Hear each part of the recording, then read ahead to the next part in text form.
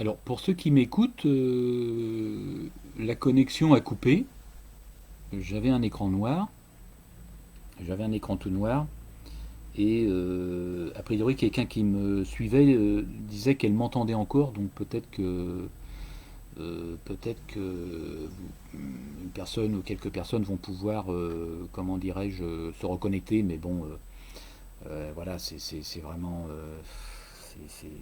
c'est vraiment pénible. À chaque fois, c'est terrible, hein. C'est voilà, c'est la technique, ça ne marche pas. Et alors, je vais passer à la fibre bientôt. J'ai un rendez-vous en fin de mois, un technicien qui va venir m'installer la fibre. Donc peut-être que ça marchera mieux. C'est peut-être à cause de ça. C'est peut-être à cause de ça. Je n'en sais rien. Mais là, je vois qu'apparemment le direct tourne.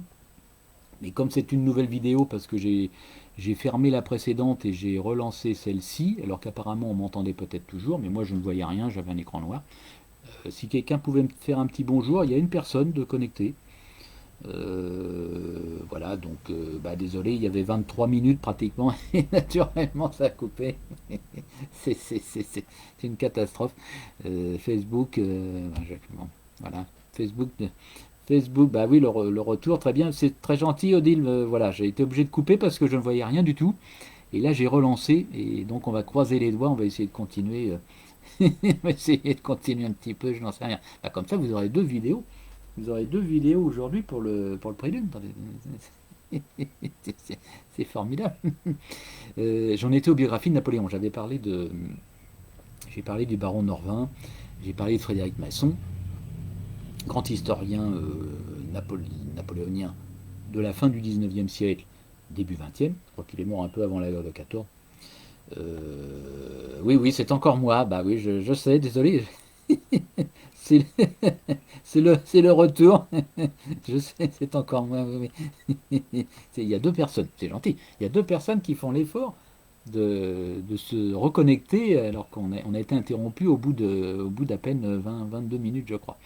Donc c'est gentil. Et voilà. Et du coup, j'ai pu relancer parce que moi je ne voyais rien, c'était l'écran noir. Je vous parlais de Frédéric Masson qui était un déchiffreur, un défricheur de, comment dirais-je, de documents, d'archives privées, etc. Car comme je vous le disais à l'instant, vous avez des gens qui ont écrit des mémoires, mais qui n'ont pas forcément fait le choix de les publier de leur vivant. C'était pas forcément du tout prévu, hein. Vous prenez des gens comme alors je pense notamment à ceux qui ont suivi certains compagnons d'exil qui ont suivi Napoléon à Sainte-Hélène. Ils ont été confinés entre guillemets, si j'ose dire, à Sainte-Hélène merci beaucoup, Odile. Oui, oui, c'est très bien, très bien. C'est bien. Bah oui. Oui, mais la technique, malheureusement, la technique, c'est moins bien, hein, mais je vais passer à la fibre bientôt. Donc, j'espère qu'avec la fibre, ça marchera mieux. Puis mon ordinateur est pourri, comme j'ai dit une fois précédente. Là, il marche, mais il a besoin, d'un remplaçant. Voilà, voilà. Donc, Frédéric Masson, vous aviez des gens qui n'avaient pas prévu du tout de publier leurs mémoires, qui les gardaient tout simplement pour un usage privé.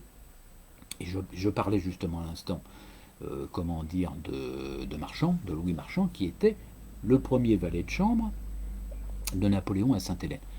Et ces gens-là avaient sans doute, même sûrement d'ailleurs, déjà c'est quelqu'un qui admirait Napoléon, ils étaient très dévoués, et puis c'est quelqu'un qui l'ont côtoyé pendant les 6 années d'exil, et qui probablement quand ils sont revenus en France, même certains, ils avaient le sentiment comment dirais-je, d'avoir vécu, il faut bien dire, une période assez exceptionnelle et marquante, je dirais, de leur vie. Donc ils ont pris soin, comment dire, ils ont éprouvé le besoin de coucher tout ça sur le papier. Et on sait que certains prenaient des notes au jour le jour. J'ai parlé de Lascaz la semaine dernière, lui il prenait des notes tout le temps, puisqu'il avait l'intention d'écrire le mémorial de Sainte-Hélène. Il n'est pas le seul, le comte Bertrand prenait des notes régulièrement, le général Gourgaud, Montelon, sauf erreur, qui étaient les trois généraux qui ont accompagné Napoléon, prenaient des notes aussi, mais c'était pas forcément prévu de les publier. Et le comte Bertrand, les mémoires du comte Bertrand n'ont été publiées que dans les années 50. Imaginez, c'est-à-dire plus d'un siècle après sa mort. Plus d'un siècle après sa mort. Voilà, voilà, à l'époque, comment il s'appelle c'était un historien qui s'appelait Floriot, à ne pas confondre avec Maître Floriot, vous savez, il y a un avocat qui s'appelait Maître Floriot, qui a défendu, qui était une star du barreau, qui a défendu le docteur Petiot, que sais-je, un Maître Floriot. Lui s'appelait Floriot de Landles. Floriot de Landles, et il était historien, et je crois qu'il a dû être conservateur du musée de la Malmaison, quelque chose comme ça. Bref, quoi que je dois confondre avec quelqu'un d'autre, mais c'est pas grave. Et Floriot de Landles, c'est lui qui a publié, qui a déchiffré, car Bertrand avait une écriture assez difficile, et qui a publié dans les années 50, en 3 tomes successifs, les mémoires du comte Bertrand, qui d'ailleurs doivent être prochainement doivent faire l'objet d'une réédition, si je ne m'abuse. Bertrand, Marchand, pareil, ça devait rester des mémoires à usage purement privé dans la famille. Alors qu'est-ce qui s'est passé? Bertrand, c'est pareil. Marchand, c'est pareil. Les mémoires de Marchand, sauf erreur, ont été publiées en 52 ou 55 par un autre historien, conservateur également, qui s'appelait Jean Bourguignon. On va pas parler de ça. C'est très intéressant, c'est intéressant à lire, parce que ce sont vraiment des témoignages au jour le jour sur la vie de Napoléon, sur qu'est-ce qui se passe à Sainte-Hélène, à Longwood, comment c'est, les relations avec le fameux Hudson-Lowe, il y a du tirage, on le sait, il y en avait beaucoup, bref, il y avait des frictions, voilà, donc c'est comme ça. Et donc, mais sauf qu'à l'époque, quand on revient dans le temps, à l'époque de Frédéric Masson, lui, pour écrire ses bouquins, il faisait avec ce qu'il avait, il essayait, il savait. Il avait des antennes, il avait des, comment dirais-je, un réseau un réseau d'informateurs un peu partout, des rabatteurs, machin. Et il savait, par exemple, que les mémoires de Marchand existaient, naturellement, mais il les avait pratiquement pas vues. Et il me semble, je ne sais pas si c'est les mémoires de Marchand ou de Bertrand, faudra ça vérifier, mais bon, c'est pas très super important, qu'un descendant de Bertrand Marchand avait autorisé Frédéric Masson à les voir, à les regarder, mais c'est tout. Il avait eu le droit de les lire un petit peu, de les compulser comme ça, mettons, pendant 1 heure, et puis après, il s'est fait bientôt... il s'est fait jeter dehors à coups de balai, et puis c'était tout. Donc Frédéric Masson, on sait bien qu'il était un peu... il était un peu frustré, quoi. Il avait pu consulter un petit peu comme ça, à la va-vite. Et il me semble bien, je ne suis pas certain que ça soit à propos des mémoires de Marchand, peut-être celle de Bertrand, mais peu importe.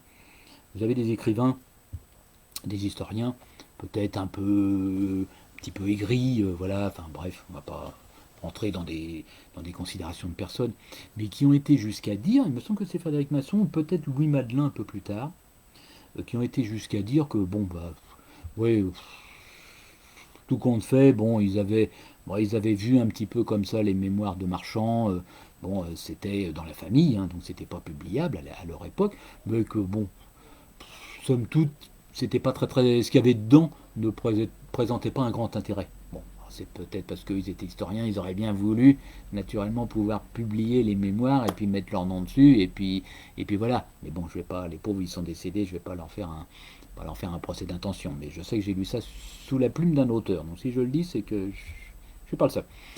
Frédéric Masson est mort, il est mort sans avoir jamais pu accéder à toutes ces archives. Je parlais d'Albéric Cavet tout à l'heure, c'est un peu la même chose.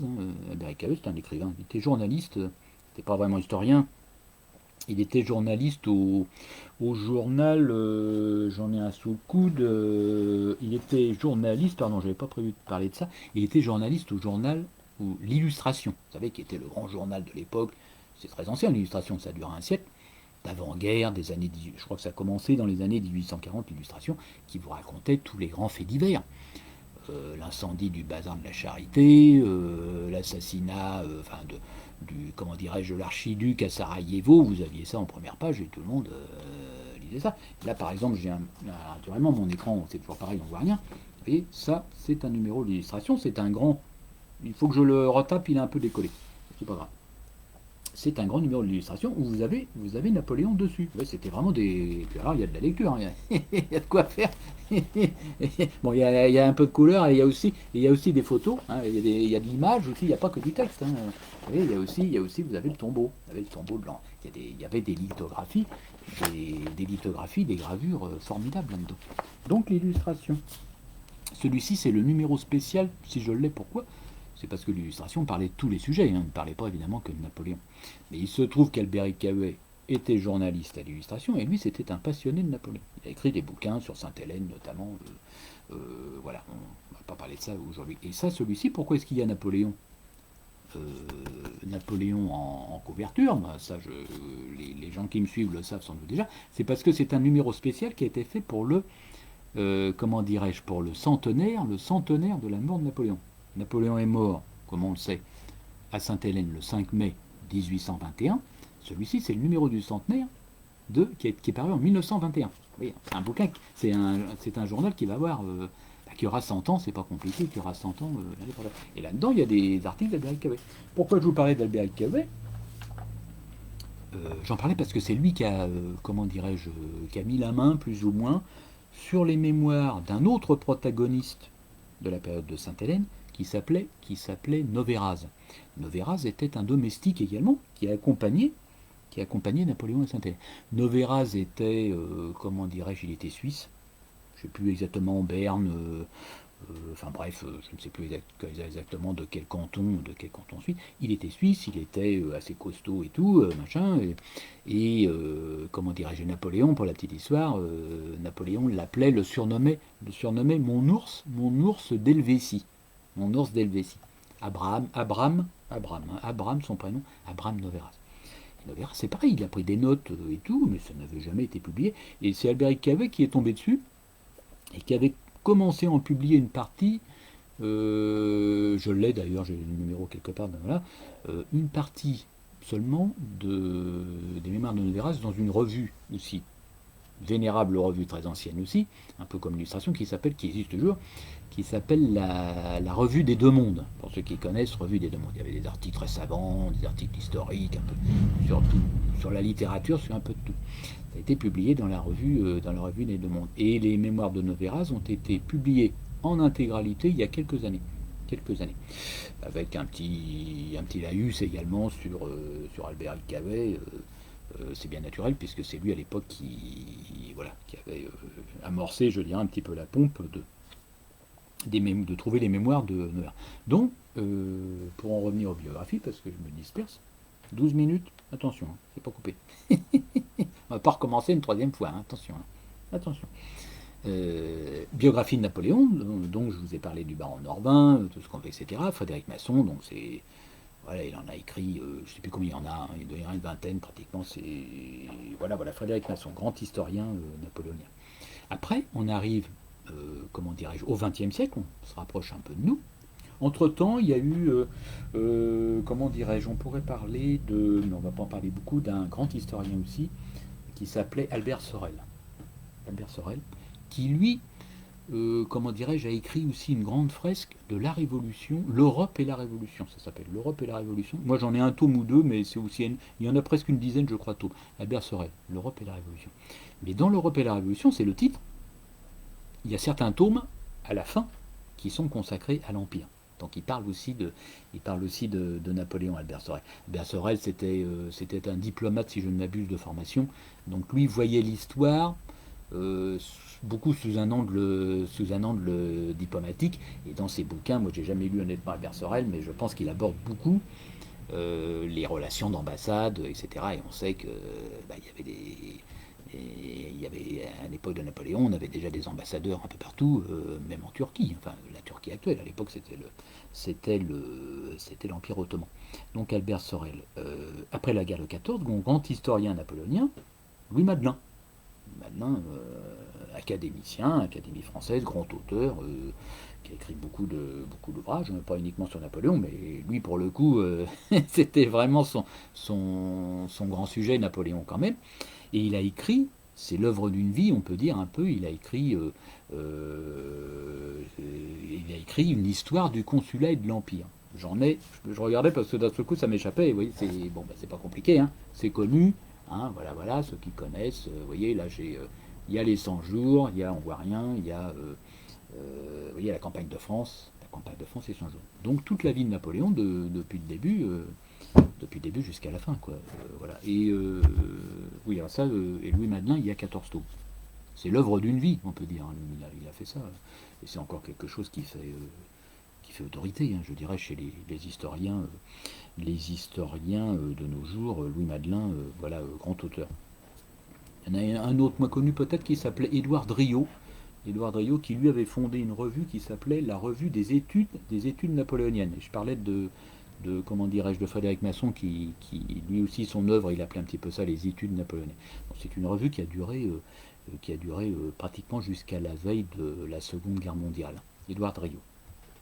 Voilà. Donc Louis Madelin. Bon, voilà. Bon, bref. On arrive à la guerre, les années 50.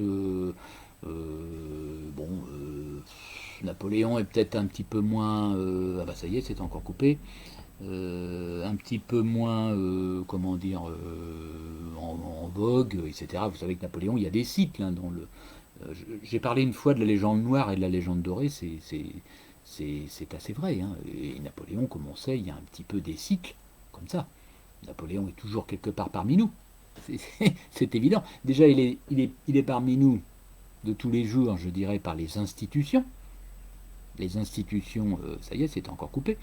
Oui, c'est coupé. Enfin, peut-être vous m'entendez, mais moi, je suis coupé. Les institutions napoléoniennes.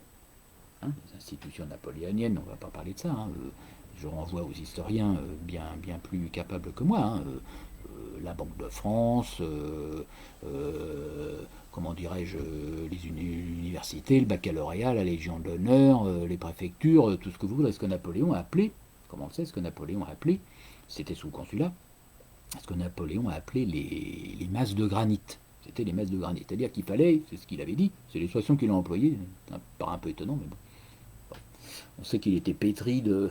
Si, vous savez, c'est l'époque où on était pétri un peu de culture antique, hein, bon, bref, granit, d'accord. Il fallait jeter des masses de granit sur la France, des masses de granit sur le sol français. Ça voulait dire qu'il fallait.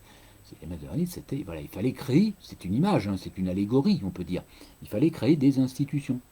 Bah, parce que les institutions de l'Ancien Régime, il y a eu la Révolution, bon, bah, très bien, mais bon, tout ça, c'était un petit peu, il faut bien le dire, c'était un petit peu à revoir, il y avait beaucoup de choses à faire, et de ce point de vue-là, on peut dire que Napoléon, ça, je pense qu'on ne peut pas lui contester, là-dessus, c'est quelque part, c'est le fondateur, on peut le dire, notamment par ses institutions, ces masses de granit, on va dire, fondateur de la France moderne, de ce qui a fait entrer la France dans la modernité. Voilà. C'est clair. Et d'ailleurs, on sait pertinemment, je lisais ça il y a encore pas plus tard qu'hier, je crois, on sait pertinemment que lorsque Napoléon s'en va en 1815, les Bourbons reviennent au pouvoir, donc c'est la Restauration. D'abord Louis XVIII, ensuite son frère cadet Charles X, et on sait très bien que les Bourbons, à part un petit peu à la marge, quelques trucs si vous voulez, mais on sait très bien que les Bourbons se garderont bien pratiquement. Alors j'ai encore quelqu'un qui essaie de se connecter. Bah oui, bah, je sais bien, mais je ne peux pas répondre en même temps. Et c'est peut-être justement, j'accuse personne, mais c'est ce qui cause des coupures parce que j'ai le direct et en même temps il y a des gens qui m'envoient des messages sur Messenger, etc. Donc j'ai déjà un ordinateur pourri. En plus, on essaie de me parler en même temps. Donc comment voulez-vous y arriver? C'est comme ça. Et donc Louis XVIII, etc., quand il a mis en pouvoir, il était quand même il était loin d'être bête. Charles X, bref, pas trop, mais Louis XVIII, c'est quelqu'un sans doute qui avait une certaine sagesse. Alors, on sait qu'il a institué, il a accordé, il a octroyé, je crois que c'est le terme exact, hein, il a octroyé une charte aux Français. Mais bon, d'accord, très bien. Il n'a pas voulu du terme constitution, on a appelé ça une charte. Bref. Mais il a gardé la plupart, quasiment, en l'état les institutions qu'avait mis en place Napoléon. Je veux dire, depuis les plus grosses institutions comme comment dirais-je, le Conseil d'État, la Banque de France, etc., jusqu'à la plus petite, comme on sait par exemple Napoléon, les numéros des rues, père et impair dans Paris, etc., ça vient de Napoléon. C'est quelque chose qui date de la période napoléonienne. Napoléon, on sait, s'intéressait à tout, s'occupait de tout, descendait dans le plus menu détail, je dirais. Donc voilà. Donc il y a une pérennité des institutions napoléoniennes. J'ai perdu le fil, je ne sais plus pourquoi je parlais de ça, mais c'est pas bien grave. En ce qui concerne les biographies napoléoniennes, c'était juste un panorama comme ça, j'ai pas la prétention de citer tout le monde, et voilà, mais j'ai parlé de Louis Madelin. Au lendemain de la guerre, bon, on parle de la Seconde Guerre mondiale, on parle peut-être un petit peu moins, il faut bien le dire, de Napoléon, parce que Louis Madelin est décédé avant, si je ne m'abuse. Albéric Cavet aussi est mort pendant la guerre, des gens comme ça. Bon, il faut attendre un petit peu les années 60 pour que, comment dirais-je, certains auteurs, nouveaux auteurs émergent, comme Jean Tullard. Jean Tullard a commencé à œuvrer. On sait il est agrégé d'histoire, prof à la Sorbonne, etc. Il a commencé à œuvrer dans les années 60. Et qu'est-ce qui s'est passé? Moi, je ne suis pas historien. On a tous fait un peu d'histoire sur les bancs de la fac, etc. Mais je ne suis pas historien. Ce que je sais, c'est quand même beaucoup par mes lectures. Il y a eu tout un mouvement historique en France. On va pas faire un cours, on va pas là-dessus, mais vous savez, il y a eu ce qu'on appelle l'école des annales, avec des gens comme Marc Bloch, etc. Voilà, il y a eu toute une période comme ça, où les universitaires français, ce qui les intéressait surtout, c'était la Révolution. C'était la période de la Révolution française. Il y a un grand historien, notamment, qui s'appelait Albert Soboul. Avant, c'était Lucien Febvre, il y a eu des gens comme ça. Il y a ce qu'on appelle les historiens marxistes, bref, on va pas parler de tout ça. C'était quand même des gens de qualité, ceci dit. Albert Soboul, c'est un grand spécialiste de la Révolution française.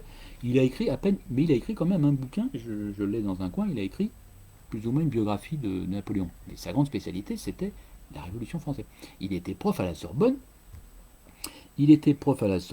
Lors des événements de mai 68. Albert Soboul. D'ailleurs, il est mort pratiquement après, en chair, si j'ose dire. En chair, enfin, pas en chair en os, mais en chair, en train de faire un cours. Je crois qu'il a fait une crise cardiaque, il est mort quasiment dans un amphi, je veux dire, comme Molière sur scène, c'est presque ça. Albert Soboul, grand historien qui était d'origine pied noir, je crois, né en Algérie, enfin, peu importe, Albert Soboul. Ce que je voulais dire à propos d'Albert Soboul et des autres, c'est qu'à l'époque, c'était surtout ce qui intéressait les milieux universitaires français, c'était la Révolution française.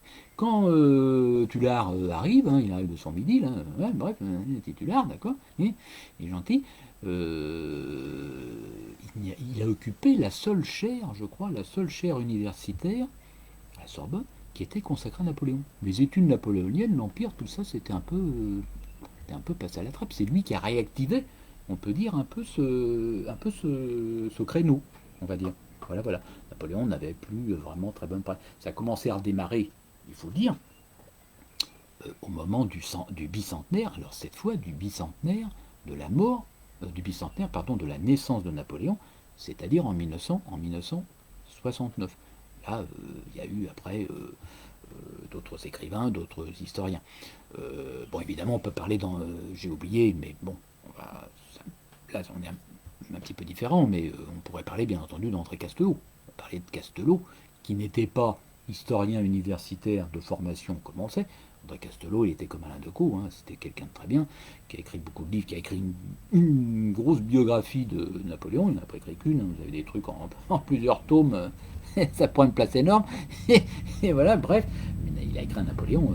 Alors, c'est peut-être pas la meilleure biographie de Napoléon, mais quand même. Mais André Castelot était essentiellement, au départ, il était essentiellement journaliste. Alors, on sait qu'il était journaliste, il a fait de la télé. Quand on était môme, moi j'ai quelques vagues souvenirs de ça. Et je pense qu'Odile qui me suit, voilà, on était en culotte courte, il y avait ce qui s'appelait, c'était en noir et blanc. Moi, mes parents, il y avait un poste noir et blanc. Donc, de toute façon, il n'y avait qu'une chaîne, lui, il y avait que deux chaînes. Les jeunes n'ont pas connu ça. Et oui, voilà, bref, ça s'appelait la caméra explore le temps. C'était formidable, la caméra explore le temps, on voyait Robespierre, machin, le général Mallet dont j'ai parlé la semaine dernière, qui veut prendre le pouvoir, tout, la caméra explore le temps. Donc ça, c'était Alain Decaux, Castelot. Ils en ont fait autant. À la radio, ça durait des années, leur émission s'appelait la tribune de l'histoire, sauf erreur, sur France Inter. Ils étaient trois avec un autre écrivain qui s'est décédé lui aussi, qui s'appelait Jean-François Cap. Jean-François Cap.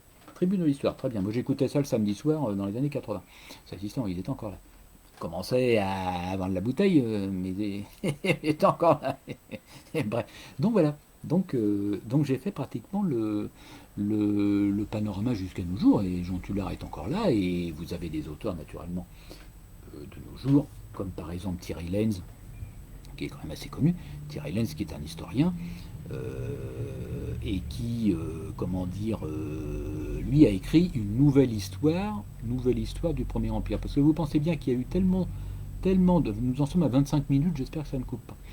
Il y a quatre personnes qui suivent. Merci beaucoup, et merci pour ceux qui se sont connectés, car il y a eu une première vidéo qui a coupé au bout de 20 minutes. Et j'ai relancé la machine, si j'ose dire, et là on est reparti sur une deuxième période. Et je vois qu'il est déjà 18h, presque 19h, ce qui fait qu'à un moment donné, je vais m'arrêter parce que ça fait trop long, quoi, après, hein, voilà. Et à un moment donné, je pense que la connexion n'est pas bonne et ça coupe, et c'est malheureux parce qu'à chaque fois, à la fin, j'ai pratiquement pas le temps de dire au revoir. C'est Facebook me coupe le sifflet, c'est comme ça. Et donc Thierry Lenz a écrit une nouvelle histoire du Premier Empire. On a des auteurs de qualité de nos jours, hein. Thierry Lenz, Jacques-Olivier Boudon, qui est un brillant universitaire aussi, professeur à la Sorbonne. Mais ce qui se passe, c'est qu'il y a eu tellement, ce que je vous disais à l'instant, il y a eu tellement de biographies de Napoléon, qui s'appellent simplement Napoléon, par exemple, ou Histoire de Napoléon, c'est pas très original, ce qui fait que les historiens de nos jours, de la plus jeune génération, on va dire, ils vont pas refaire une biographie de Napoléon, ou alors ils vont appeler ça autrement. Jacques-Olivier Boulon, par exemple, il a écrit un bouquin que je n'ai pas, mais qui est sûrement très bien, parce que c'est vraiment un auteur excellent. Moi, j'ai 2 autres livres de lui. Il a écrit un bouquin sur récemment qui est sorti sous le monde du crime, sous Napoléon. Mais Jean Tullard en a écrit un aussi. Il me semble que c'est plutôt le titre du livre de Tullard. Mais Boudon a fait un peu dans la même veine. Et Jacques-Olivier Boudon, sur Napoléon, il a écrit un bouquin qui s'appelle Les habits neufs, les habits neufs de Napoléon. Bon, voilà, après, il y a aussi des contraintes éditoriales, hein. L'éditeur, il va peut-être dire, oui, mais si vous appelez ça simplement Napoléon, vous êtes gentil, mais votre manuscrit, personne n'en voudra. Vous savez, en ce moment, Napoléon, on l'apprend de moins en moins dans les écoles, donc il faut essayer de... faut mettre un peu de sel, quoi, on va dire. Les habits neufs de Napoléon. Il a sorti un bouquin que j'ai quelque part, il a fait une conférence, où il n'a pas pu la faire, peut-être à cause du confinement. Il a écrit un bouquin sous le... Comment ça s'appelle ? Sur le sexe sous l'Empire, parce qu'il faut attirer un peu le chaland. Mais en même temps, le sujet, c'est le titre évidemment, qui a un côté peut-être un peu racoleur, mais en même temps, le fond du livre, lui, est très intéressant. Jacques-Olivier Boudon va vous parler de la prostitution qui existait bien entendu déjà sous l'Empire, comment ça se passait, et on sait que la Révolution, surtout un peu moins peut-être l'Empire, la Révolution c'était une période, il faut bien dire, un petit peu libertine, c'était l'époque, c'était dans l'air du temps. Donc il parle de tout ça, et je le laisse, c'est un petit livre, mais qui est vraiment très, sans doute très, très intéressant à lire. Donc voilà, je vous ai brossé un panorama, je dirais, des principaux, biographes, on va dire. Il y en a eu tellement d'autres, de qualité inégale, etc. Je parlais de Madelin, très bien, qui n'a rien à voir, je présume aucun lien de parenté avec l'homme politique, hein. Il y a eu un homme politique, Madelin, après. Madelin. Alors lui, il en a écrit 14 tomes. Frédéric Masson, Madelin, il a voulu faire un petit peu, ça s'appelle l'histoire du consulat de l'Empire, il a voulu refaire un petit peu ce qu'avait fait Thiers au XIXe siècle, en mieux, en apportant sa patte personnelle, on va dire, et en se consacrant essentiellement à Napoléon. Voilà. Frédéric Masson, je crois qu'il doit y en avoir à peu près autant, si ce n'est un peu plus, et là vous avez un autre auteur qui s'appelle, alors assez méconnu, pas mal tombé dans l'oubli, alors que ses livres sont excellents. Moi je n'ai jamais lu, mais j'en ai plusieurs. Un auteur qui écrivait avant-guerre et qui est décédé, je pense, dans les années 50, qui s'appelait Jean Thierry. Jean Thierry, Baron Thierry. Baron Thierry, pourquoi ? Parce qu'il était, il avait le titre de baron, il était baron d'Empire. Et alors lui, Thierry, j'en ai un quelque part, je pourrais vous le trouver, mais je ne l'ai pas préparé. Lui, c'est le recordman. Il y en a une trentaine, je crois. C'est fou. Il a écrit d'autres livres, d'autres bouquins d'ailleurs, mais alors sur Napoléon, il y en a quasiment une trentaine. C'est-à-dire depuis Napoléon, pratiquement, je dirais, en couche-culotte avec son machin, là, son hochet, là, à Ajaccio, et jusqu'à la mort, jusque dans la tombe. les 100 jours, Waterloo, la bataille d'Austerlitz, est un monsieur très très productif. Il a écrit j'en ai parlé dans une vidéo précédente, ça m'est revenu ce matin, je ne sais pas pourquoi, par association d'idées peut-être, il a écrit une biographie de Cambacérès. Biographie de Cambacérès, et j'ai parlé de Cambacérès encore la semaine dernière. Donc le Jean Thierry, baron Thierry. On en arrive à nos jours. Il y a eu un autre écrivain, mais bon, qui n'est pas forcément, qui n'est pas cité, mais je pense à lui parce que j'ai parlé tout à l'heure des Mamelouks. Et c'est un écrivain, c'est pareil, dans les années 50, je crois qu'il est mort dans les années 70 à peu près, historien qui s'appelait Jean Savant. Comme un savant, on voit rien. Voilà, Jean Savant. Et qui a écrit ce livre sur Napoléon, qui est vraiment très très documenté et tout, qui n'est pas forcément, comment dirais-je, Jean Savant, qui n'est, à mon avis, bon, peut-être pas un auteur reconnu peut-être comme on le devrait. Voilà. Enfin, moi j'ai plutôt eu des échos assez négatifs sur Jean Savant. Je ne l'ai pas lu, celui-là je l'ai compulsé, mais Jean Savant. Il a écrit celui-ci, et il a écrit une autre biographie, qui est un plus petit livre, qui s'appelle, toujours sur Napoléon, qui s'appelle Tel fut Napoléon. Et Tel fut Napoléon, c'est un bouquin qui est paru dans les années 50, 53. Bon, Jean Savant. Voilà. Donc, après vous avoir brossé un panorama des biographies, on va dire, principales de Napoléon, Frédéric Masson, Madelin, Jean Tullard, oui, Jean Tullard, évidemment, dans les années... son livre principal, c'est Napoléon, qui est paru dans les années 70, qui a fait date, qui s'appelle Napoléon ou le mythe du sauveur. Toujours, vous savez, en France, il y a toujours un sauveur en France. Un peu. Il y a eu Jeanne d'Arc, il y a eu Napoléon, il y a eu le général de Gaulle, Clémenceau au moment de la guerre de 14, et d'une certaine façon, on peut le dire, le maréchal Pétain, même si ça a mal fini. En 40, il a été vu comme un petit peu comme un sauveur. D'ailleurs, on va pas chanter, hein, mais dans la chanson Maréchal nous voilà, c'est comme ça, c'est devant toi les enfants, devant toi le sauveur de la France. C'est ça. Bon, Maréchal Pétain. On va pas parler du Maréchal Pétain. Hein, bref. Donc voilà, donc j'en ai terminé là-dessus. Et ce que je voulais vous présenter, c'était quelques biographies napoléoniennes, donc qui sont dans ma modeste, encore une fois, dans ma modeste, et nous en sommes à une demi-heure, ce qui fait que ça fait mine de rien presque une heure que je cause, il est 19h. Donc, si on peut, on va faire 19h15 maxi et je reviendrai plus tard. Voilà, parce que chacun a sa vie, c'est bien normal, et puis à un moment donné, la connexion n'est pas bonne, vous voyez, il y a déjà plus que 3 personnes. Je parle, et puis il y a des choses qui me viennent à l'esprit, ce qui fait que je dérape, je dérape sur autre chose. C'est intéressant peut-être pour ceux qui ne savent pas ou autre, machin. Puis moi, ça me fait travailler les neurones, c'est pas inutile non plus, mais bon, en même temps, je perds le fil un petit peu de ce que je voulais vous dire. Ce que je voulais, c'était présenter des livres, des biographies, donc consacrées à Napoléon, qui sont dans ma bibliothèque. Et c'était l'exercice, pour ceux qui m'ont suivi précédemment, c'était l'exercice auquel je voulais me livrer au début de mes vidéos. Sauf que j'en suis déjà à la 5e, mais bon, c'est pas grave. Alors, je vais vous présenter quelques biographies. Alors, celle-ci qui est d'un auteur que moi j'ai reçu, que j'ai commandé, j'ai reçu il n'y a pas longtemps. Un auteur que je ne connaissais pas du tout. Qui est un auteur allemand, Napoléon, pour ceux qui voient. C'est en 2 tomes, qui est une biographie classique, chronologique, je dirais, puisque le premier tome va de 1769, donc naissance de Napoléon, jusqu'en 1805. Il a pris la date de l'Empire, hein, voilà, de l'Empire, je dirais même d'Austerlitz, hein, plus exactement, la bataille. Et deuxième, 1806, donc la suite, jusqu'en 1821, la mort de Napoléon. Et c'est pas très original, mais il a fait d'une manière très chronologique.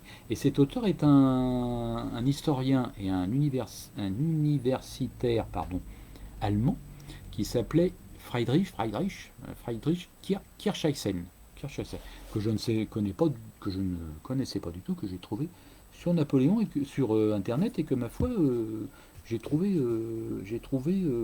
assez intéressante. Alors vous savez, c'est allemand, donc c'est assez c'est carré, hein, et bah oui, ils sont disciplinés, hein, c'est pas comme nous, hein, c'est allemand. Bref, nos amis allemands, bon, on va pas, hein, voilà, on va pas faire de la germanophobie. Mais là, pour le coup, pourquoi je vous dis ça? Je dis ça un petit peu en plaisantant.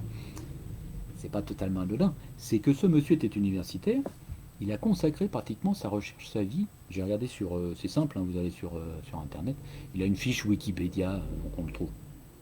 Il a consacré ses recherches universitaires pratiquement sur, il n'a pas fait que ça, mais beaucoup essentiellement sur Napoléon, curieusement. Il était allemand et il s'est intéressé à Napoléon.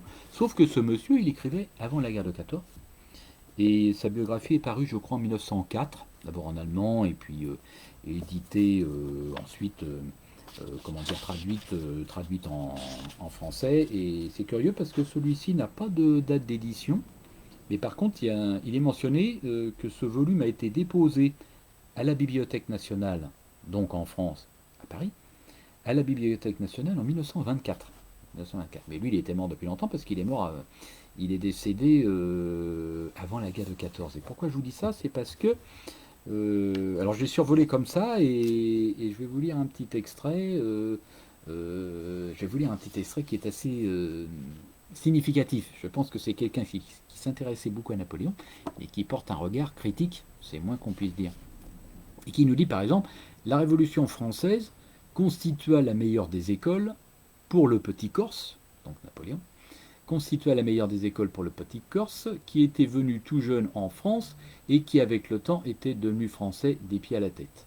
L'ancien rêveur, l'utopiste se transforma, alors attention, l'utopiste se transforma en un despote de telle envergure que jamais plus le monde n'en a connu de semblable. Vous voyez, donc là c'est déjà c'est déjà pas mal. Et puis après on a ce Corse était devenu français par toutes les fibres de son être. Voilà, Corse était devenu français par toutes les fibres de son être. C'est bien, c'est très bien de nous dire ça.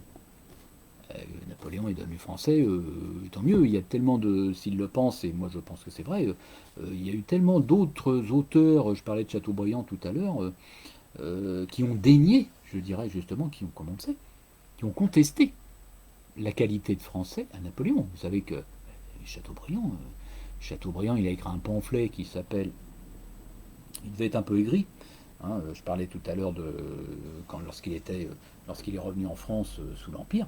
Après, il était peut-être un petit peu puisqu'il a écrit en 1815 à peu près, lorsque Napoléon s'en va, il a écrit un petit pamphlet, petit bouquin, sans doute pas très intéressant, moi je ne l'ai pas acheté, qui s'appelle de Bonaparte, avec un U, de Bonaparte et les Bourbons. Un pamphlet anti-Bonaparte. Et d'ailleurs, il y a une anecdote, il y a une citation, alors c'est toujours pareil, je parlais des citations de Napoléon la semaine dernière, dont certaines dont il fallait se méfier parce que toutes n'ont pas été, comment dire, véritablement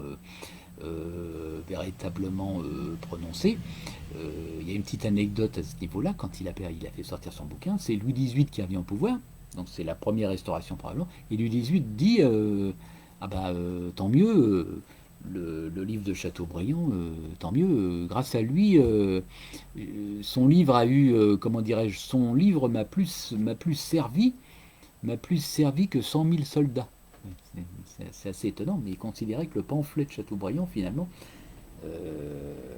avait fait de la pub, en quelque sorte, pour le retour de la monarchie en France. Mais ce qu'on sait, à propos de Chateaubriand, c'est que lui-même est le premier, quasiment, à avoir contesté la qualité de français à Napoléon, en le faisant naître, je vais vérifier encore ce matin, en le faisant naître en 1768. Voilà, en le faisant naître une année avant, de façon à ce que, comment dirais-je, Napoléon naisse alors que la Corse n'était pas devenue française, puisque comme on le sait, la Corse est devenue française. La Corse est devenue française sous Louis XV. Et quand Napoléon est né en 1769, la Corse était française pratiquement depuis à peine un an. Donc certains ont voulu s'amuser un petit peu avec les dates en disant que Napoléon était né avant, et donc il n'était pas né français, il était corse. Alors, il était génois, on disait, puisque la Corse auparavant appartenait à la République de Gênes, qui, comme on le sait, l'a cédé à la France. Voilà. Bref, on ne va pas refaire l'histoire, mais c'était pour contester la qualité de français. Alors, on disait c'était l'ogre corse. C'était le et le nom même, Buonaparte, n'est pas anodin. Hein. Bonaparte, on sait que ça a été un petit peu francisé au fil de l'eau, puisque les ancêtres de Napoléon, on sait qu'il venait d'Italie. Hein. Il y en a un qui s'appelait Francesco, si je m'abuse, Francesco Buonaparte, qu'on surnommait le mort. Pourquoi le mort? Il était peut-être un peu plus basané que les autres, ou sa mère avait peut-être batifolé avec un sarrasin, je n'en sais rien. Et, et donc, bah, ça se passait au XVe siècle, si je ne m'abuse. Et depuis le XVe siècle, pratiquement, bah, ce brave homme qui était originaire du nord de l'Italie, la région de Sarzane, paraît-il, était venu s'installer en France, et la famille Buonaparte avec un U a fait souche à essentiellement Ajaccio. Et au fil de l'eau, le nom est devenu Bonaparte. Mais vouloir appeler Napoléon Bonaparte, c'était une façon de lui dire, ben, vous voyez comment il s'appelle son vrai nom. Lui, il dit Bonaparte pour l'état civil, mais en réalité, c'est Bonaparte, c'est un U. En réalité, ce gars-là, il est pas français. Il est italien, il est corse, on ne sait pas trop d'où il vient. Vous voyez, voilà. Or, il suffit de regarder l'état civil. Pour ceux qui me connaissent, je ne dis pas ça pour me vanter, mais j'en ai un qui suit toujours. Lui, pour le coup, il en fait beaucoup. Ceux qui me connaissent savent que je fais des recherches généalogiques. Hein. Et j'ai vérifié encore il n'y a pas longtemps. Dans les registres paroissiaux, vous prenez l'acte de naissance de Napoléon. C'est marqué Napoléon. Le prénom c'était Napoléon, on l'a modifié un peu, voilà, Napoléon. C'est marqué Napoléon Bonaparte. Il n'y a pas le U. Par contre, le père, Charles, Carlo, lui, il y a le U. Carlo Bonaparte. Mais le fils, il n'y a pas le U. Donc Bonaparte. C'était une façon de contester un petit peu le. Voilà. Et pourquoi je parlais de cet auteur allemand qui dit qu'il était devenu vraiment français? Très bien, très bien, mais en même temps, il dit qu'il était devenu. Il avait grandi en France, il était devenu français, et il était devenu le despote, en quelque sorte, le plus grand despote que la terre entière n'ait jamais connu. Ce qui est quand même un petit peu étonnant pour quelqu'un qui a consacré sa vie à Napoléon, un auteur allemand. Apparemment, il ne devait pas, peut-être pas aimer tant que ça Napoléon. Mais pourquoi je disais ça? C'est parce qu'il faut toujours penser, quand on parle d'histoire, il y a une actualité brûlante en ce moment, mais bon, on va pas parler de ça. Hein. Vous avez vu comme moi, on en est à déboulonner des statues, à vouloir déboulonner des statues, et notamment à vouloir déboulonner celle de Napoléon. Colbert, mais ça c'est pas nouveau, et Churchill en Angleterre. On va pas parler de ces choses-là, mais il faut se replacer dans le contexte toujours de l'époque. Et ce monsieur, il écrivait dans quel contexte? Bah, il écrivait dans le contexte d'avant la guerre de 14, c'est-à-dire c'était une époque très belliciste, comme on le sait, entre la France et l'Allemagne, puisque la France avait perdu l'Alsace et la Lorraine. Donc on était dans ce qu'on appelait la période de la revanche, et qui finalement a débouché sur la guerre de 14. Donc cet auteur allemand, à mon avis, quand il écrit ça dans son bouquin, bah, c'est pas totalement anodin. C'est pour les auteurs allemands qui l'ont lu en premier, parce que la traduction française, je vous dis, celle-ci est datée de 24. Donc en 24, c'était déjà plus calme, on avait gagné la guerre de 14.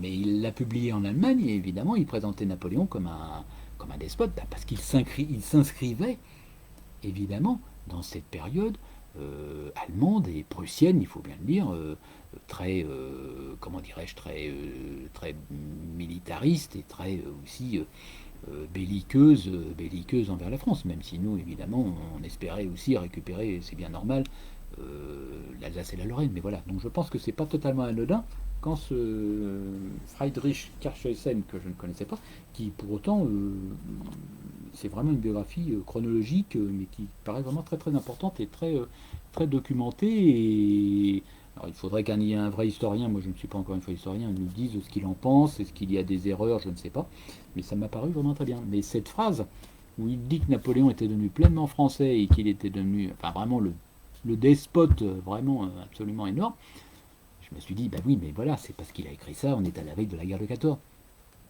Donc, c'est pas anodin. Et ça, c'est pas très bon. C'est pas très bon pour un. Comment dirais-je? Bon, je vais pas lui faire un procès d'intention, il est mort, mais à mon avis, il avait ça en tête quand il a écrit ça. C'est pas très bon pour un historien, car un historien doit toujours se détacher, je dirais, de son personnage. la phrase est de Jean Tullard. La phrase est de Jean Tullard. Jean Tullard dit qu'il faut porter un regard froid sur son sujet, un regard froid. Presque un regard, je dirais, vous savez, dans le microscope, un regard d'entomologiste qui regarde au microscope les insectes ou une grenouille, voilà, regard froid. C'est-à-dire, il ne faut pas que bon, évidemment, l'historien, évidemment, il va mettre de lui-même dans ses bouquins, c'est un peu inévitable. Voilà. Mais il faut se garder, je dirais, des deux travers, je dirais, opposés, c'est-à-dire tomber complètement dans le pamphlet, ce qu'a fait un peu, ce que je disais tout à l'heure, Chateaubriand, vraiment dans le pamphlet, vraiment dans le... Et on sait qu'il y a eu des pamphlétaires, j'en parlerai pas aujourd'hui, mais il y en a eu. C'est vraiment dans l'anti-napoléonisme complet. Et puis, de l'autre côté, l'autre versant, c'est-à-dire tomber, je dirais, dans ce qu'on appelle la géographie. Faire de la géographie, c'est vraiment faire l'éloge de quelqu'un. Ce qui a eu tendance, si je ne m'abuse, à faire un petit peu Louis Madelin. C'est-à-dire à ne présenter la personne vraiment sous ses meilleurs jours, enfin à ne trouver dans son sujet d'étude, je dirais, là en l'occurrence Napoléon, ça pourrait être un autre personnage, on pourrait parler du général de Gaulle, Clémenceau, mais à ne montrer le personnage qu'il étudie, sur lequel il écrit, à ne montrer que des bons côtés, qu'à ne lui trouver que des qualités et à ne pas parler, je dirais, de la face d'ombre. Voilà, donc ça c'est vraiment les deux travers opposés. Et lui, à mon avis, là, il est tombé un petit peu dans la face sombre, on va dire, un petit peu de Napoléon, parce que comme on le sait, oui, on peut dire Napoléon est devenu français, oui, d'accord, oui, sans doute, c'est vrai. Par contre, despote, oui, mais dire que c'est, oui, en un sens, on pourrait parler de despote éclairé, mais dire que c'est le plus grand despote, c'est l'Attila number one que, que la Terre est portée, ça me paraît quand même largement, si c'est excessif. Si c'était le cas, on ne parlerait pas encore de Napoléon de nos jours. Et Napoléon est partout, il suffit de regarder, vous regardez la presse, Emmanuel Macron, Sarkozy, président Sarkozy, c'est pas rare qu'on les ait présentés en Napoléon, des fois pour les railler, le petit Napoléon, vous savez, un Sarko pas très grand, mais voilà, ils sont toujours, on les habille en Napoléon dans la presse, c'est très fréquent. Bon, on voit personne d'habillé en Hitler, que je sache, hein, ou en Staline, voilà. Donc Napoléon despote peut-être, mais il est toujours là. Donc cette biographie est vraiment, je pense, voilà, un auteur méconnu. Moi, je ne connaissais pas du tout cet auteur allemand, mais vraiment intéressant. Alors nous en sommes à 47 minutes. Je vais vous en présenter rapidement un autre, je crois, et puis on s'arrêtera là. On s'arrêtera là pour aujourd'hui, je reviendrai, hein, d'autant qu'il n'y a plus... Le direct tourne toujours, mais je pense qu'à un moment donné, les personnes ont du mal à suivre ou décrochent parce que je suis peut-être trop bavard. C'est comme ça. Je suis pas historien, hein, je suis un littéraire, on va dire, mais je suis pas historien. Une biographie de Napoléon qui s'appelle tout simplement Napoléon et qui est signée d'un autre auteur allemand qu'on ne voit pas, qui s'appelle Émile Ludwig. Voilà, Émile Ludwig. Émile Ludwig a écrit dans les... Alors lui, Émile Ludwig n'était pas du tout historien, c'était un écrivain. Et son Napoléon a été écrit, si je ne m'abuse, dans les années 20, et mon exemplaire à moi est daté de 1928. Oui, donc c'est quand même, c'est pas récent, hein, 1928. Et Émile Ludwig était un auteur, comment dirais-je, un écrivain qui s'attachait surtout, je dirais, à essayer, pas forcément toujours rêver, c'est pas facile, surtout pour un personnage aussi complexe que Napoléon, une personnalité, on va dire, à essayer de, comment dire, de cerner la psychologie du personnage. Voilà, qu'est-ce qui a pu le motiver dans ses décisions, etc. C'est ce qu'Émile Ludwig un petit peu a voulu faire, et je me suis mis des petits post-it, voilà, et notamment à cette page, vous voyez, c'est un petit peu ce qu'il dit, et encore que c'est dans la préface, hein, je crois, mais tel est le livre tout près de la vie, surprenant de fougue et de couleur, ce n'est ni l'histoire raisonnée et déterminée d'Albert Sorel dont je parlais tout à l'heure, vous voyez, ce n'est ni l'histoire raisonnée d'Albert Sorel, ni le détail infini de Frédéric Masson, quoiqu'il y ait la logique de l'un et la précision de l'autre. Ce que l'auteur ajoute à l'information la plus ample et à l'intelligence la plus la plus vive. C'est un sens dramatique du réel, un art de peindre et d'homme de théâtre, etc. Attention, ceci dit, c'est pas du roman. Hein. Bon, il fait parler les personnages, mais voilà. Et je pense que c'est une BO. Moi, je l'ai lu et c'est vraiment, c'est très très bien. Émile Ludwig. Et pourquoi je vous parlais d'Émile Ludwig? Parce que il est allemand. Il était allemand. Qu'est-ce que je voulais vous dire? Et donc, mais pas historien, mais il a écrit des nombreuses biographies. Il en a écrit une sur Bismarck notamment, voilà, sur d'autres personnages, voilà.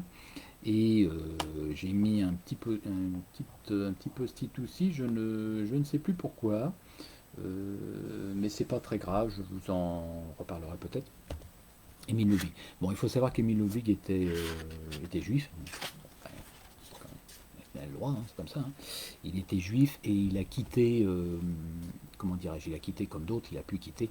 Il a quitté l'Allemagne nazie, enfin, avant que qu'Hitler prenne le pouvoir. Et il a fini ses jours dans les années 50 aux États-Unis, en exil, en exil aux États-Unis. Émile Ludwig. Donc ça, c'est une biographie qui a été traduite en français tout de suite et qui a eu un succès, à mon avis, important à l'époque. C'est un auteur auquel on ne pense pas sans doute d'emblée de nos jours, mais sincèrement que je, que je conseille. Hein. Enfin, Émile Ludwig.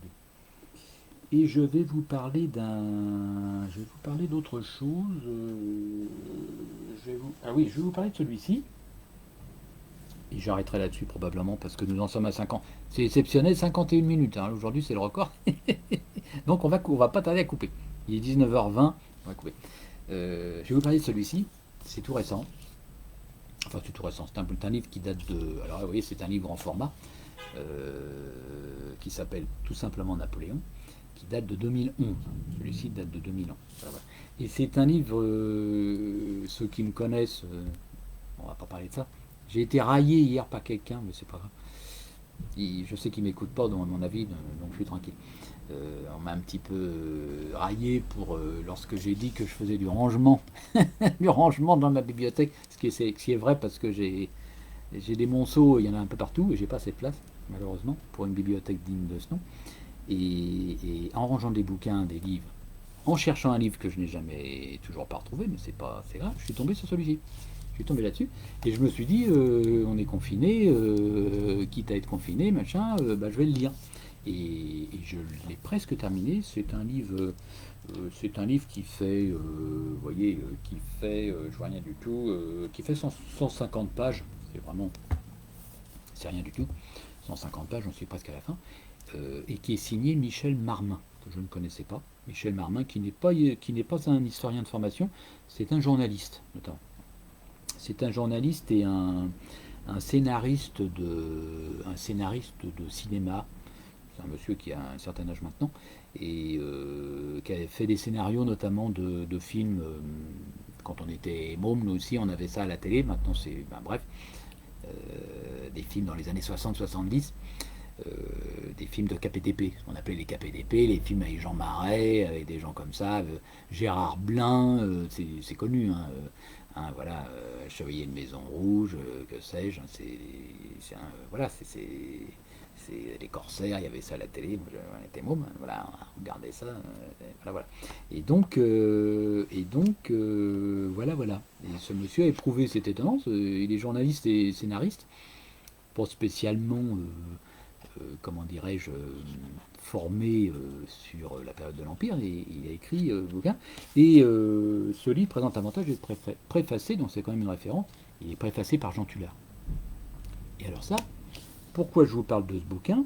C'est parce que, alors c'est chronologique, hein, vous avez la campagne d'Allemagne 1813, le roi de Rome, vous voyez, le roi de Rome, Gilly, hein, là il est, voilà, le roi de Rome, très bien, un peu joufflu. Voilà, Napoléon, naturellement. Hein, Napoléon, bah, ça c'est connu, hein, le sacre, hein, voilà, voilà. Et c'est une histoire chronologique qui est très très bien faite depuis la naissance de Napoléon jusqu'à la mort de Sainte-Hélène. Et il y a une partie intéressante à la fin qui est consacrée aux personnages qui ont interprété Napoléon au cinéma. Donc, comme on sait, Pierre Mondy notamment évidemment dans les films de Sacha Guitry, Daniel Gélin, l'acteur américain dont le nom naturellement ne me reviendra pas, mais dans le fameux film Waterloo, il s'appelle Waterloo, hein, voilà. Rod Steiger, le nom me revient, Rod Steiger, voilà.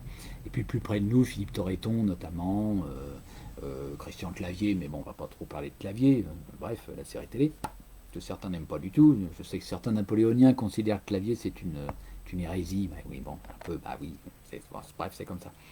Et voilà, donc, et alors je dirais que c'est vraiment très très intéressant, c'est vraiment, je le recommande, pour ceux qui ne connaissent rien à Napoléon, qui veulent découvrir, car c'est très facile à écrire, c'est chronologique, ça se lit, voilà, et je dirais que c'est une première approche du personnage. Quand vous avez lu ça, vous savez, on sait, je dirais l'essentiel de la carrière de Napoléon. C'est vraiment très, très bien fait. Il y a des petits encarts thématiques, vous voyez, des thèmes. Par exemple, il y a une partie sur la campagne d'Égypte. Il y a un petit encart. On va nous parler de l'Institut d'Égypte, du livre, vous savez, qui a eu un grand succès, qui s'appelle la description de l'Égypte, qui a été écrite par les savants qui avaient accompagné, encore une fois, Napoléon en Égypte. Donc ça, c'est vraiment à lire. C'est une première approche. On apprend, je dirais, quasiment l'essentiel. Voilà, en peu de, comment dirais-je, en peu de pages, puisqu'il y en a à peine 160. C'est très bien. Et ça donne envie, pour ceux qui sont intéressés, ça donne envie d'aller plus loin. Il y a une biographie à la fin. Ça donne envie d'approfondir, soit Napoléon en entier, soit certaines parties de sa vie, ou certains aspects de sa carrière, je dirais, diplomatique et militaire. Donc, auteur Michel Marmin, Michel, pardon, oui, Michel Marmin, voilà, de toute façon, oui, Michel Marmin, tout à fait, voilà. C'est ça vraiment très très bien. Et je vais finir 57, 19h25, on va finir. Je vais finir sur un autre. Et c'est pareil, lui je ne l'ai pas lu, mais je suis tombé dessus. Alors celui-là, je l'avais en double. J'ai parlé des bouquins que j'avais en double. Celui-là, je crois l'avoir en double, mais j'en ai trouvé qu'un. Je ne sais pas où. Mais je sais que je l'ai eu en double à un moment donné. Et toujours sur Napoléon. Et Napoléon a comme sous-titre Le conquérant prophétique. Alors ça vraiment très très bien. Il y a des, comment dirais-je, il y a une iconographie vraiment très très bien. Vous voyez, je parlais de la semaine dernière, j'ai parlé du livre de Vincent Hégel, ceux qui m'ont écouté, la semaine dernière, il y a 2 semaines, du livre de Vincent Hégel sur la famille Bonaparte. Et là, dans le livre, on retrouve la photo qui est en couverture du livre de Vincent Hégel, c'est-à-dire Napoléon et les enfants. Je ne sais plus qui a peint le tableau, mais c'est peut-être David, je ne sais pas, Napoléon et les enfants. La famille Napoléon. Les enfants, là-dessus, il faut savoir qu'à ce moment-là, Napoléon n'a pas encore d'enfants. Le roi de Rome n'est pas encore né. Les enfants qu'on voit, ce sont ses neveux et nièces. Et on sait que ça inquiétait beaucoup Napoléon. Napoléon, à un moment donné, n'avait pas d'enfants. Joséphine de Beauharnais, qui était plus âgée que lui, elle avait eu 2 enfants, comme on le sait. C'est un premier mariage. Hortense et Eugène de Beauharnais, puisque son mari avait été le pauvre guillotiné sous la Révolution, et la pauvre ne pouvait pas de nouveau avoir d'enfants, et ce qui a été la cause du divorce de leur divorce et du remariage de Napoléon, comme on le sait, avec Marie-Louise d'Autriche. Donc là, sur le tableau, ce qu'on voit, ce sont les neveux et nièces de Napoléon. Et ça préoccupait Napoléon de se dire, moi, oui, mes frères, mes sœurs ont des enfants, mais moi, je n'ai pas encore de fils. Donc, à un moment donné, évidemment, on peut comprendre que pour lui, pour la suite de sa monarchie, s'il venait à disparaître, ça le préoccupait. Mais dans l'ordre de succession, à la limite, si Napoléon n'avait pas eu d'enfant, c'était ses neveux. Il a eu des neveux, comme on sait, qui étaient prétendants potentiels en quelque sorte à l'Empire. Si Napoléon était dans l'ordre de succession, il y a eu un ordre de succession qui a été très très bien défini, si je ne m'abuse, dans la constitution de l'Empire, la constitution de l'an 12, si je ne m'abuse. c'était défini. Les neveux et nièces, ils étaient princes, voilà, prince du sang, pratiquement, comme on disait sous l'Ancien Régime. Donc voilà. Et ce livre s'appelle Le Conquérant prophétique, donc c'est vraiment très très bien. C'est un peu, je dirais, dans la même veine que l'autre, avec une iconographie, et je pense qu'il peut-être un peu moins chronologique, mais qui s'attarde un peu plus sur certains points particuliers.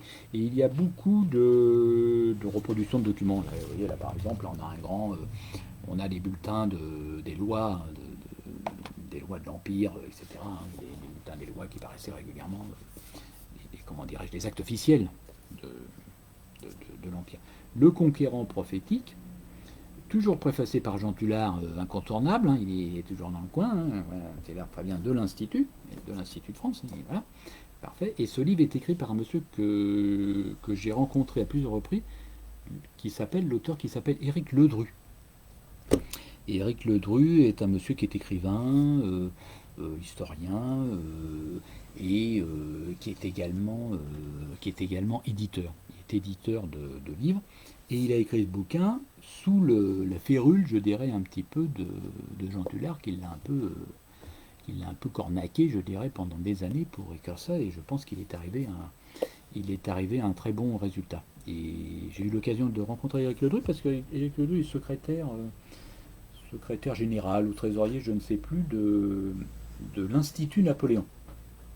Car vous savez qu'il existe à Paris, j'en parle pas en parler, j'en parlerai peut-être, il existe une fondation Napoléon, il existe des associations napoléoniennes, comme le Souvenir napoléonien, dont j'ai parlé la semaine dernière, mais il existe aussi un Institut Napoléon. Le Souvenir napoléonien, bon, la fondation Napoléon, on va pas en parler, mais elle est assez récente. La fondation Napoléon a 20 ans, je crois, 25 ans environ. Le Souvenir Napoléon, c'est une association type loi 1901 à but non lucratif, une association qui a été fondée, c'est la plus ancienne, comme je l'ai dit, qui a été fondée en 1937. Et il se trouve qu'il existe un Institut Napoléon, qui est peut-être un petit peu moins connu, qui fait moins de bruit, etc., l'Institut Napoléon, qui lui a été fondé encore avant. Je crois qu'il a été fondé en 1934, chose comme ça, l'Institut Napoléon. Et la différence un petit peu, c'est tout simplement, on a vu au niveau des statuts, c'est-à-dire que l'Institut Napoléon, comme d'autres instituts, c'est plutôt ce qu'on appellerait, je dirais, ce qu'on appelle une société savante. Une société savante. Donc c'est pas tout à fait les mêmes objectifs qu'une association. Le Souvenir Napoléon, le Souvenir Napoléon étu, il y en a d'autres, hein, il y a une association d'un monsieur qui me suit peut-être toujours, qui est une association très dynamique qui s'appelle les Vosges napoléoniennes. Voilà, l'association, il a créé sa propre association, hein, il y a plusieurs centaines de membres, hein, je pense, c'est très dynamique. Mais une association peut, comment dirais-je, elle organise des manifestations, et participe à des, comment dirais-je, à des salons, et à des salons d'histoire, donc l'association tient un stand, etc. L'association organise des voyages comme toute association culturelle ou autre, et elle organise des voyages pour ses membres. Moi j'ai fait des voyages pour le souvenir napoléonien, et donc il existe les Vosges napoléoniennes. Voilà, auxquelles je n'appartiens pas, c'est peut-être pas bien, puisque moi j'ai mes origines, les origines de ma famille sont dans les Vosges, mais je ne suis pas membre. Et pourtant la cotisation est vraiment très très très modique. Je crois que c'est même pas 10 euros.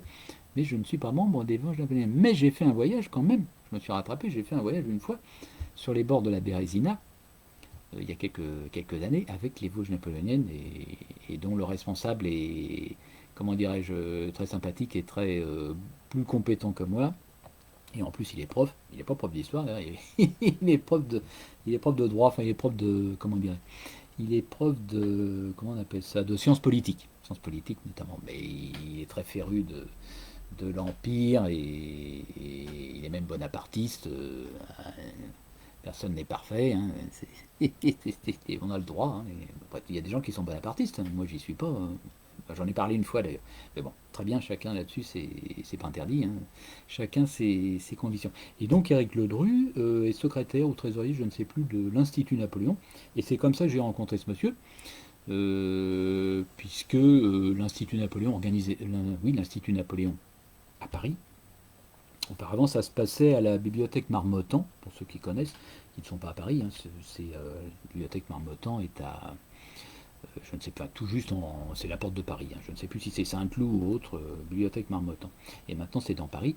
Et l'Institut de Napoléon donc organise des conférences où ça m'arrive de me déplacer. Et c'est à cette occasion que j'ai rencontré Monsieur Ledru. Et c'est à la suite de ça. En fait, je l'avais déjà, mais c'est à la suite de ça que je me suis procuré son livre. Mais je sais que j'en ai un double, mais ailleurs, je ne sais pas. Si je le retrouve, peut-être qu'il intéressera quelqu'un. Et si je voulais parler de son livre aussi, c'est pour montrer ça qui est quand même étonnant, dont je n'ai jamais eu vraiment d'explication. Ça ne vous aura peut-être pas échappé. Il y a une gravure à la fin. Elle est à l'intérieur du livre aussi. C'est une gravure qui date du 19e siècle et on nous explique à l'intérieur que c'est une gravure qui était, comment dirais-je, qui était proposée à la vente par un imprimeur, par un libraire probablement de l'époque, à Paris, boulevard Saint-Germain. Donc, courant du 19e siècle. Et cette gravure a une particularité, c'est qu'elle nous montre Napoléon, l'empereur à cheval, très bien. Mais, comme vous pourrez le voir peut-être de près, ou sinon je vous invite à vous reporter, etc., moi c'est quelque chose qui m'avait frappé. Je n'ai pas vraiment d'explication, mais je pense que c'est une invention plus ou moins de l'imprimeur. Il ne faut pas y trouver de, comment dirais-je, de messages subliminal ou autre. Napoléon est représenté, comme vous le voyez, avec un bâton de maréchal. Ça peut paraître étonnant, il a un bâton de maréchal. Or, comme on le sait, Napoléon, sous la Révolution, était d'abord officier du roi, d'abord, dans un premier temps. Ouais, officier d'artillerie.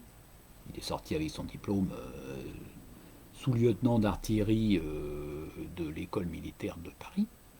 D'ailleurs, il a prêté serment à Louis XVI à l'époque, et moi je l'ai, évidemment c'est un facsimilé. Le brevet de lieutenant d'artillerie de Napoléon, c'est signé Louis XVI. Louis XVI, il signait les brevets qui étaient remis aux officiers de l'époque qui prêtaient serment. Il est devenu capitaine, chef d'escadron, etc., comme on sait. Après le siège de Toulon, on sait qu'à cette époque, les gens avaient des carrières assez accélérées, pour certains, puisque les nobles qui étaient officiers étaient partis à l'étranger. Donc ça a été une opportunité formidable. Pour les gens qui étaient issus de la petite noblesse, comme c'était le cas de Napoléon, c'était de la petite noblesse corse, les Bonaparte, voire même du peuple. On le sait. L'exemple le plus célèbre, le frappant peut-être, c'est le maréchal Ney. Ney maréchal d'Empire, duc d'Elchingen si je ne m'abuse. Son père était tonnelier. Son père. Voilà, un maréchal Ney, mais ça n'a pas empêché d'être un maréchal d'Empire. Et Napoléon a été général de brigade, ensuite général de division, et après il prend le pouvoir, au moment du 18 Brumaire, il devient premier consul, ce qui fait que Napoléon n'a jamais été maréchal.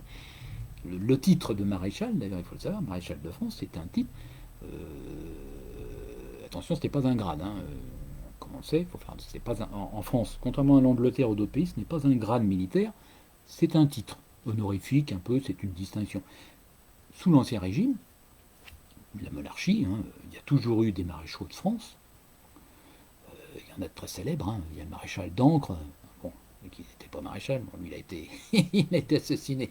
On ne va pas parler de lui. Il y a eu des maréchaux célèbres. Voilà, on le sait. Bref. Et qu'est-ce que je voulais vous dire? Et par contre, sous la Révolution, le titre de maréchal d'Empire, comme d'autres privilèges, etc., le titre de maréchal d'Empire, de maréchal de France, pardon, avait été aboli. Le maréchalat, on pourrait dire, le maréchalat a été rétabli sous Napoléon. Mais lui-même, il y en a eu 26, sauf erreur, des maréchaux, des maréchaux d'Empire, jusqu'à Grouchy, donc le dernier. Mais lui-même n'était pas maréchal. Donc c'est étonnant. Mais il n'en avait pas besoin, il n'avait pas besoin d'être maréchal, il était empereur. Quand vous êtes au sommet, vous n'avez pas forcément besoin. Bref, voilà. Puis, de toute façon, il n'avait rien à démontrer avec les batailles qu'il a emportées, je dirais. Il n'avait pas forcément besoin d'un bâton de maréchal. Vous savez qu'un maréchal connu, c'était, comment il s'appelle, c'est Condé, on ne va pas parler de Condé, le grand Condé qui était qui était un cousin, une branche cadette du roi de France, de Louis XIV, grand Condé, donc prince du sang, il y avait grand Condé, il y en avait d'autres. Ça se pratiquait comme ça lors d'une bataille, ça peut paraître surprenant, mais je pense que c'est vrai, pas sous l'Empire, mais bien avant, en tout cas, le maréchal, pour, comment dirais-je, pour donner du cœur à l'ouvrage, en quelque sorte, à ses soldats, contre l'armée ennemie, le maréchal, il lançait son bâton il lançait son bâton sur l'armée, dans les rangs de l'armée ennemie qui se trouvait en face. Il lançait son bâton. Bon, est-ce vrai, pas vrai, moi j'ai vu ça, mais c'est possible. Bon, il lançait pas son vrai bâton, attention, parce que le vrai bâton, généralement, les embouts du bâton, moi j'ai une copie, les embouts du bâton étaient en or. Alors vous pensez bien qu'il allait pas lancer un... Eh bien, là, il n'allait pas lancer un bâton en or, le pauvre, il risquait pas de le retrouver, hein. Les maréchaux avaient ce qu'on appelait un bâton de remplacement. C'est-à-dire que le vrai en or, bah, il le gardait chez lui, et quand il partait pour une campagne militaire, il emportait un bâton de remplacement.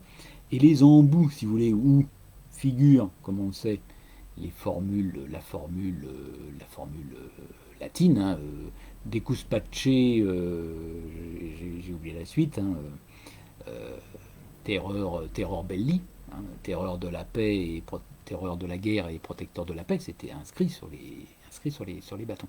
Terreur belli, decus pace, sauf erreur, c'est du latin. Le bâton de remplacement, vous pensez bien que les embouts, ils étaient pas en or, ils étaient en cuivre, hein, probablement. Donc il n'allait pas lancer un bâton comme ça. Donc Napoléon n'a jamais été maréchal, mais c'est étonnant.